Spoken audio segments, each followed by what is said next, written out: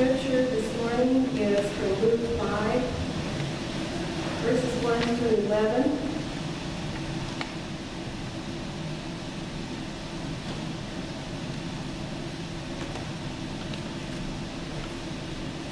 One day, as Jesus was standing by the lake of Gennesaret, with the people crowding around him and listening to the word of God, he saw at the water's edge 2 boats, left there by the fishermen who were washing their nets. He got into one of the boats, the one belonging to Simon, and asked him to put out a little from the shore. Then he sat down and taught the people from the boat. When he had finished speaking, he said to Simon, "Put out into deep water and let down the nets for a catch." Simon answered, "Master, we worked hard all night and haven't caught anything. But because you say so, I will let down the nets." When they had done so, they caught such a large number of fish that their nets began to break. So they signaled their partners in the other boat to come and help them. And they came and filled both boats so full that they began to sink. When Simon Peter saw this, he fell at Jesus' knees and said, "Go away from me, Lord, I am a sinful man." For he and all his companions were astonished at the catch of fish they had taken. And so were James and John, the sons of Zebedee, Simon's partners. Then Jesus said to Simon, "Don't be afraid. From now on, you will catch men." So they pulled their boats up on shore, left everything, and followed him.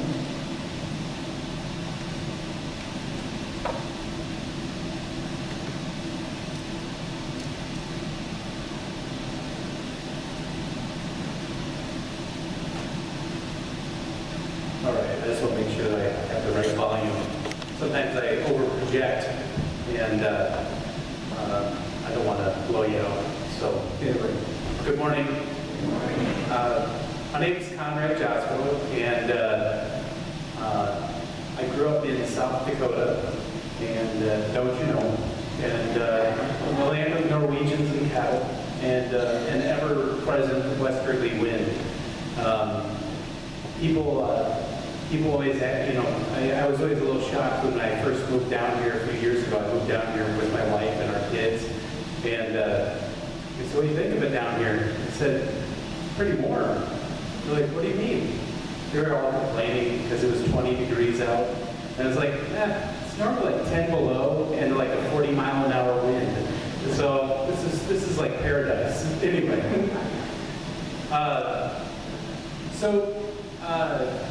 today I'm going to talk about being open to instruction. And when I was talking with James about this, he gave me an opportunity to talk to you today. I didn't know where to begin. And at first it was, why is it that the disciples became disciples? And basically, I was led with this message that I'm going to share with you today. A little bit about myself, I guess. I've worn many hats. I was an English teacher. I was a manager of a store. And now I'm the bakery manager at Hy-Vee. And I love it. It's a lot of fun. I get to work with donuts, frosting, and people who always are squeezing my buns. Like they just know how to do it right. Like, anyway, don't do that, okay? Don't squeeze them. Anyway, the thing is the reason why I'm talking today is I was really led by Peter's humanity.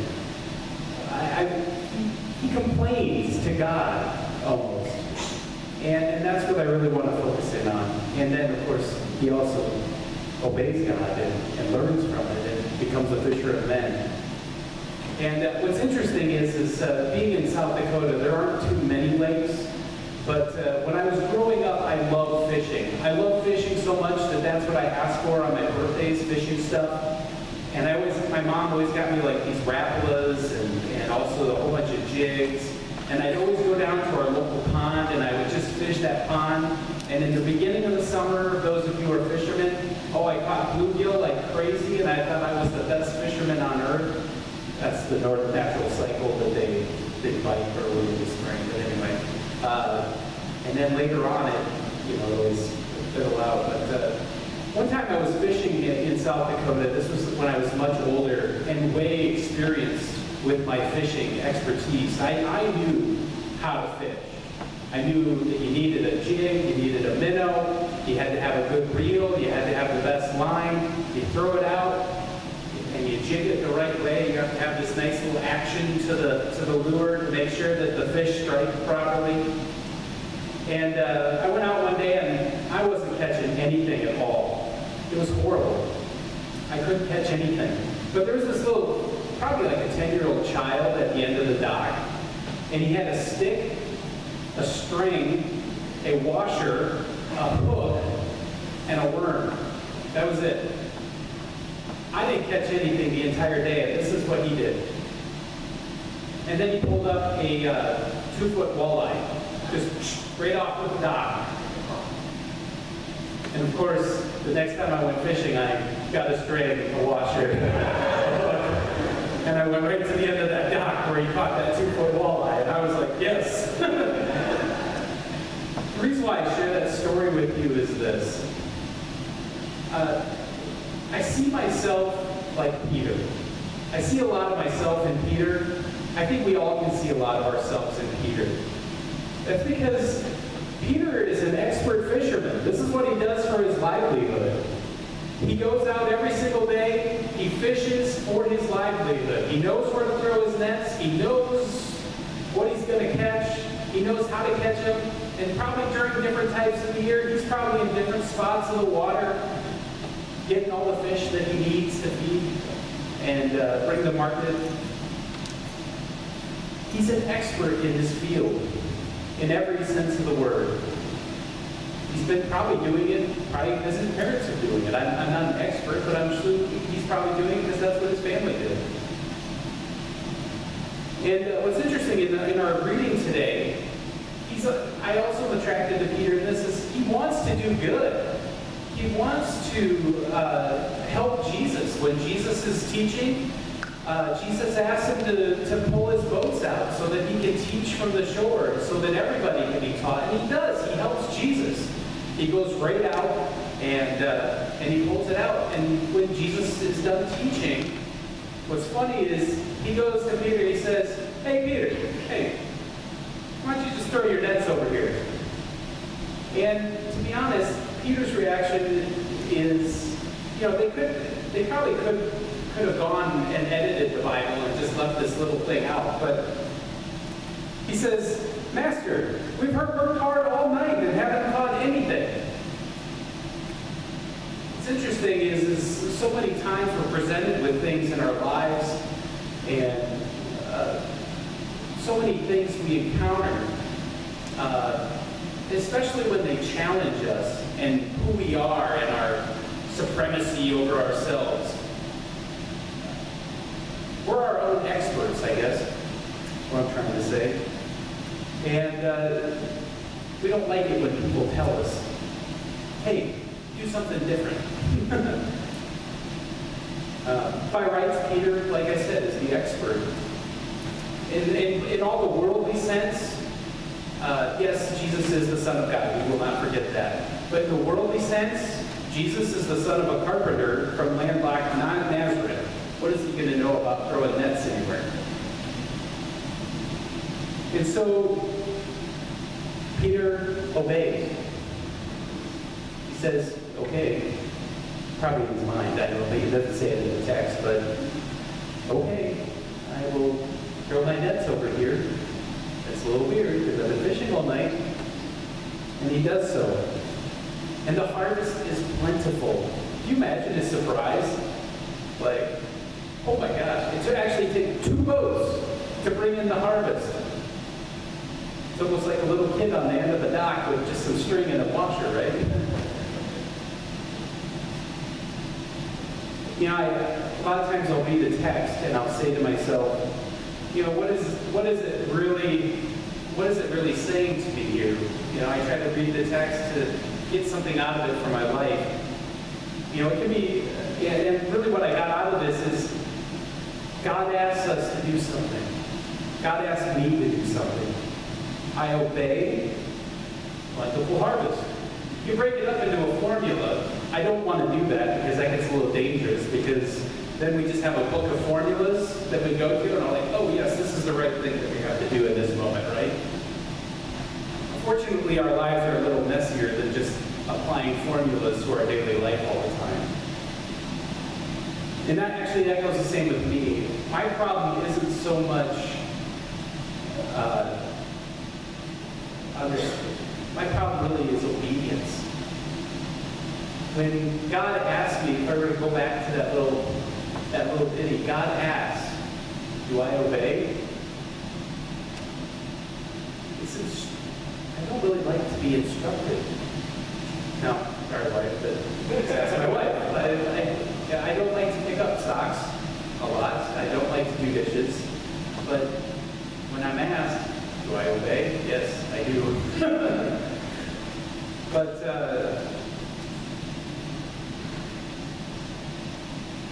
I think what it comes down to is I'm very prideful. And I've seen this a lot at work, actually. I don't know if it's just because I'm a baker, so I wake up at 4 in the morning. So over time, I have started to get sort of the old man or curmudgeon, sort of grumpy all the time. You know, if things don't go my way, I'm like, oh. Those part-timers, they need to get themselves in line, you know. And especially if something goes wrong, if something doesn't go exactly the way I want it planned, that's when I start getting really grumpy. In fact, I was not, as I told you, as an English teacher, I was not really trained to be a baker. When I became the bakery manager, I actually had to learn how to become a baker. And my assistant manager is the one who taught me. I had the business sense, I just didn't have the actual baking sense. And what's interesting is I told her, when I started off, I said, now, Tammy, please, if I make a mistake, please let me know, you know, so that I can learn from it. And so I made really ugly hamburger buns almost every time I baked. And if you don't set it right on the pan, they don't come out right. They're really ugly. They can be really ugly. And every single time she came up to me and she'd say, hey, Conrad, you got to twist them a little bit over here so that they're closer together. Or you didn't mix the dough long enough. Or you baked it way too long. So there's lots of little things like that just infuriate you. And especially if it's presented to you on a daily basis. Like, hey, Conrad, remember yesterday when I said you need to get your buns closer together so they grow together and they're not just like flying off all over the place? Yeah, well, you did it again today. You need to work on that. Okay, I will. But I don't like to be instructed. I just want to know the answer. I want to know exactly what I have to do. And I just want to be able to do it right away. And unfortunately, I'm not. I don't do it right away. And a lot of it does come down to obedience. Do I really want what I'm being? Am I really desiring the same thing that I'm being asked to do? I find that when supremacy over myself, or when I'm challenged, or when something is out of my control, that's when I have to pick up the most with God. That's when I struggle the most with God. Because it's out of my control and I don't know how to handle it. I don't know what I'm supposed to do. And especially if I think I know what I'm supposed to do and it doesn't jive with what God has asked, it's even harder. It's very hard for me to accept. So when I burn some buns, what I should realize is that God is at work right now in my life. That's what I need to understand at that moment more than anything else. The other reason why I probably am disobedient when God asks me to do something is sin. It gets in the way of how I view God. Yes, a sin of pride, of just not wanting to be instructed, but also the sin of forgetfulness. I forget what God has done for me in my life. I forget who God is and how important He is in my life. What's funny is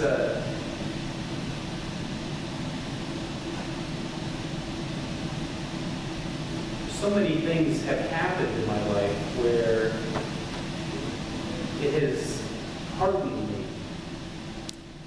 When my wife and I were first married, we struggled with finances.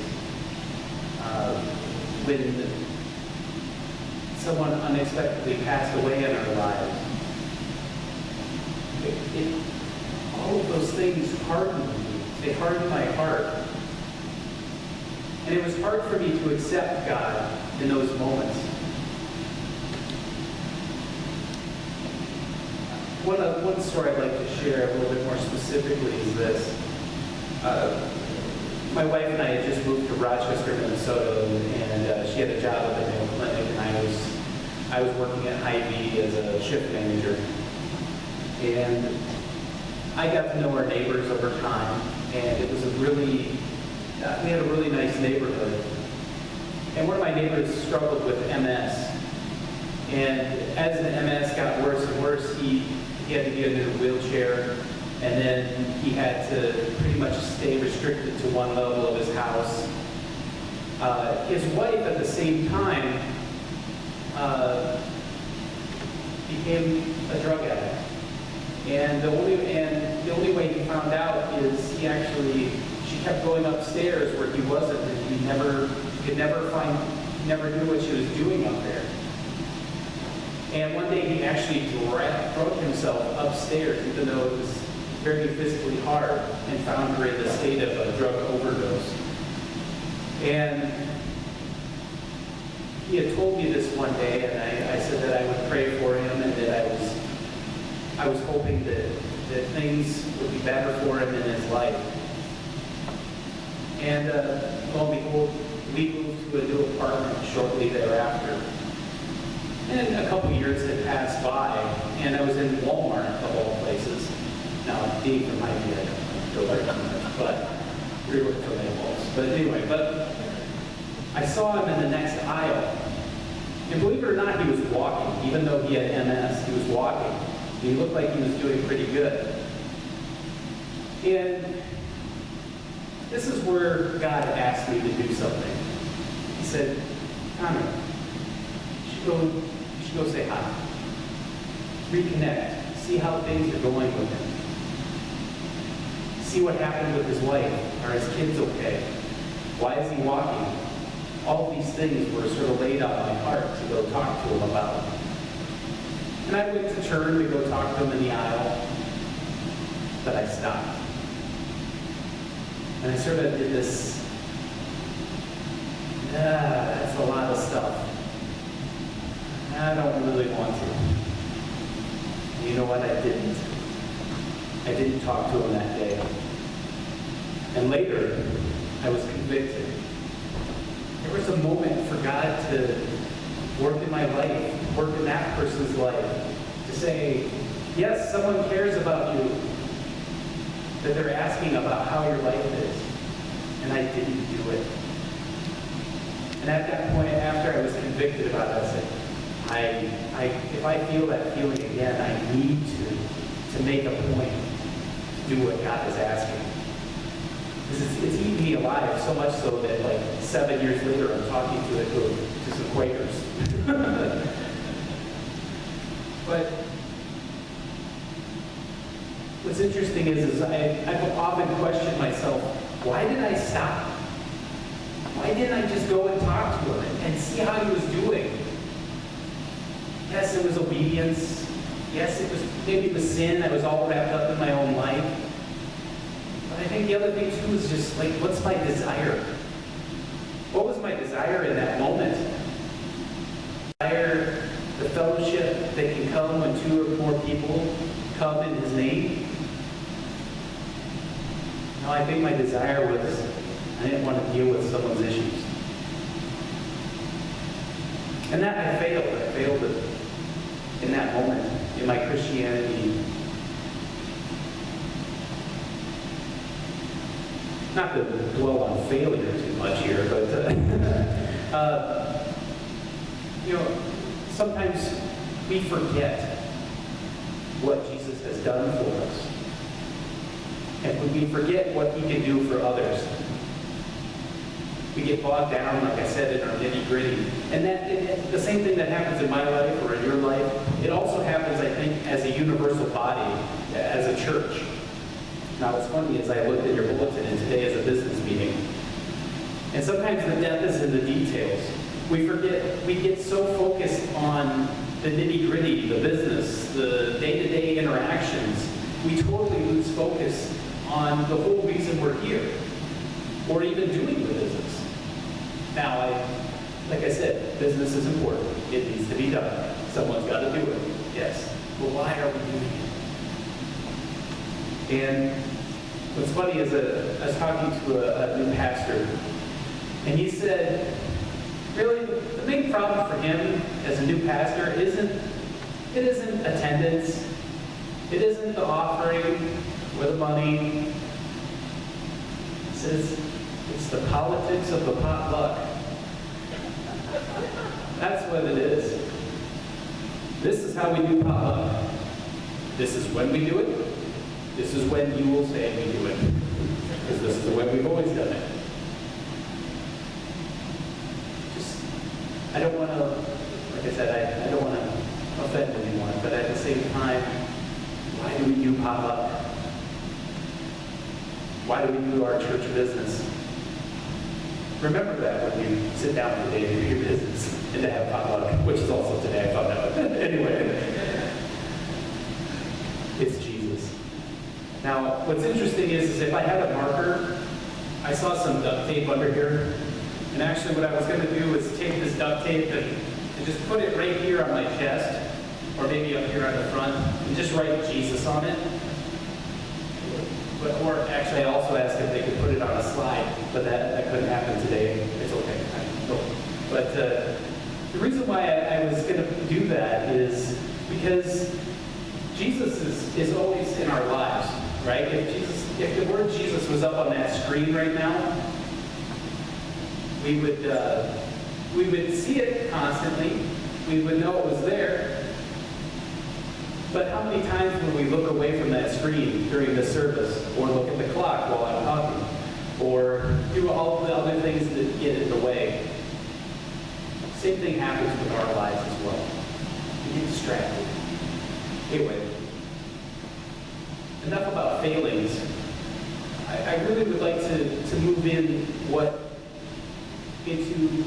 the hope and the joy and the amazement that Jesus provides our lives. First things first, Christ wants us to be disciples. Christ desires us to be disciples. That's pretty amazing. I mean, if you look at like old-time religion, like pagan religions, everybody had to do something for their God. They had to like sacrifice all this stuff. Just so they could appease somebody so they wouldn't get struck by lightning or whatever. But Jesus went to the disciples in their everyday gritty lives, their everyday smelly lives. As fishermen, I'm sorry, that's got to be a smelly thing. Jesus went to them and said, I want to make you fishers of men. Now, I was talking with James in preparation for the sermon today. He said that historically this did not happen. If you wanted to become a disciple of a rabbi, you asked the disciple. And in all honesty, everybody went through so much schooling. They went through, and only the best of the best of the best were chosen to be disciples of a rabbi. And Jesus did something completely radical here by going to someone who probably wasn't learned, who didn't have any true training, went against the grain and called them. And so,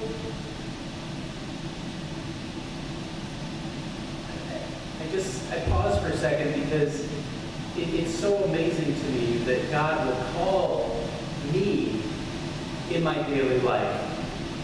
Now, some people think that you have to go to church to get religion. Yes, it's helpful, or to find God. But I think it's the exact opposite. I think God is here with us right now.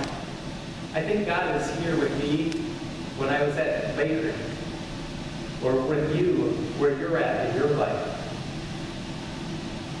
And he's calling you, even in that moment, to be a disciple.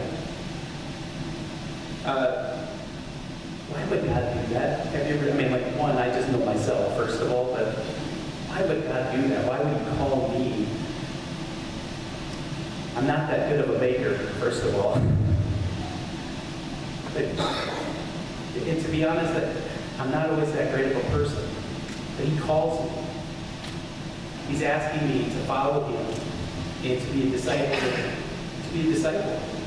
He's asking me to cast my nets where I probably don't want to cast them. I told you all I was a teacher. And what's funny is I was thinking about all this. The story sort of popped up in my mind. And I was a high school teacher. I taught college as well. But what's funny is that when I was teaching, I really did not care for the scholarly student. I know, I was a scholarly student, but the people who actually made my day were not the people who do it all. Because they didn't need any help. They already got it.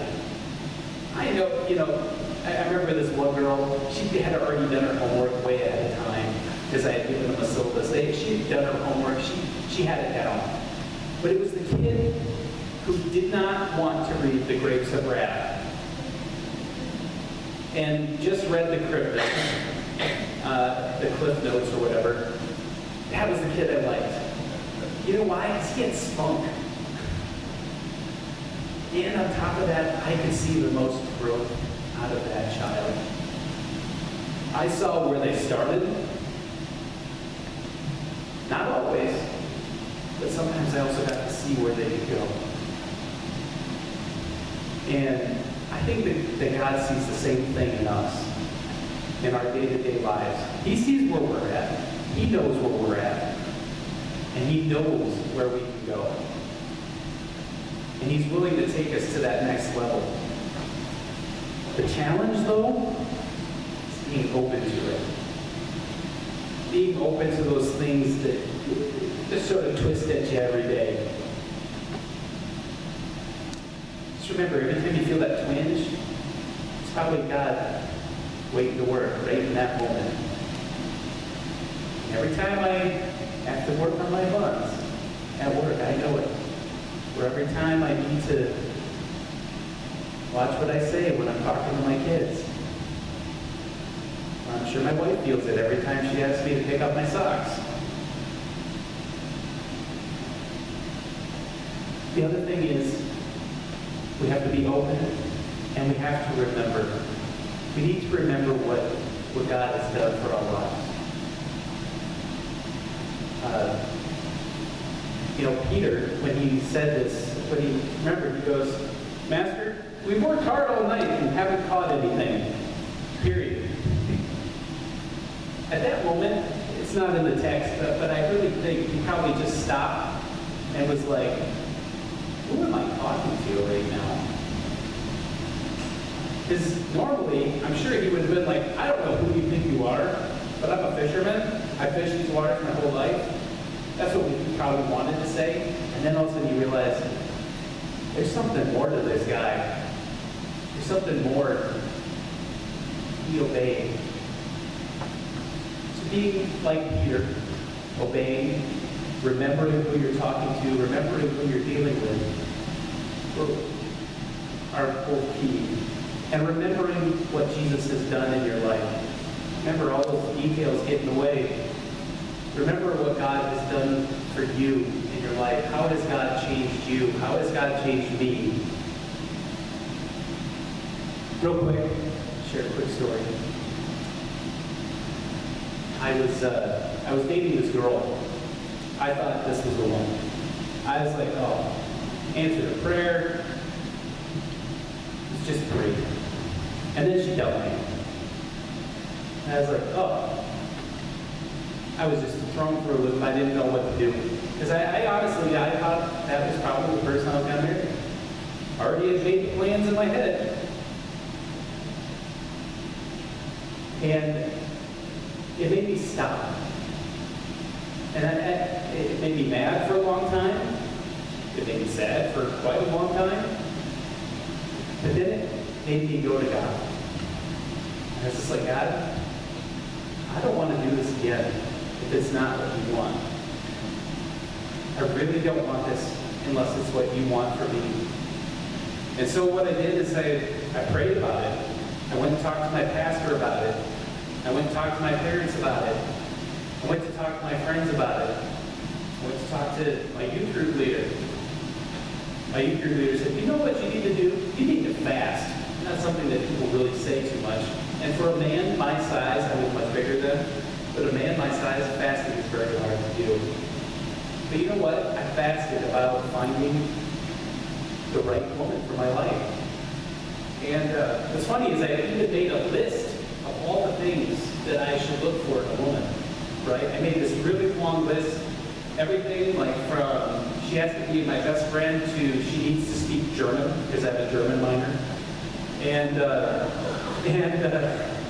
was like, yeah, this is the list. Now, for those of you, you don't know me from Adam, but I am so disorganized as a person, really. I'm very disorganized on every level. And for me to make a list right there, that is a miracle in and of itself, because I don't make lists.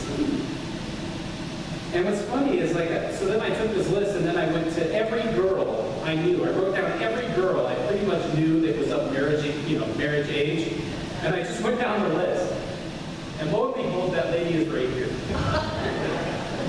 She was the top of the list. She did speak German, but she only took one class in it. So, but the thing is everything I was looking for was right there. It's really weird to bring that up with somebody too. I would like to point that out, before the relationship begins. Hey, I made this list. I've been praying about it a lot, and I think that we should probably get in a relationship and probably be married. She didn't run away. So then again, there's another miracle. But what's funny is in the day-to-day details of life. We gotta run the kids here. We gotta get the dishes done so we can eat, so we don't eat out and spend too much money. And all those little details.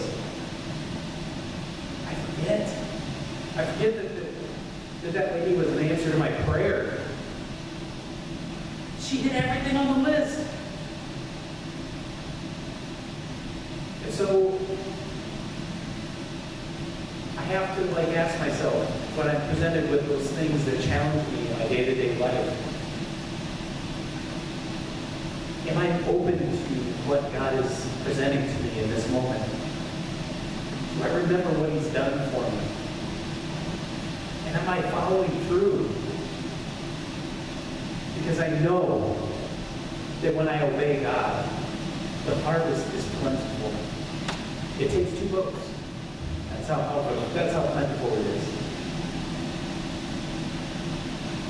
So today, let us pray to be open to His will and call, so that we can proclaim like Peter,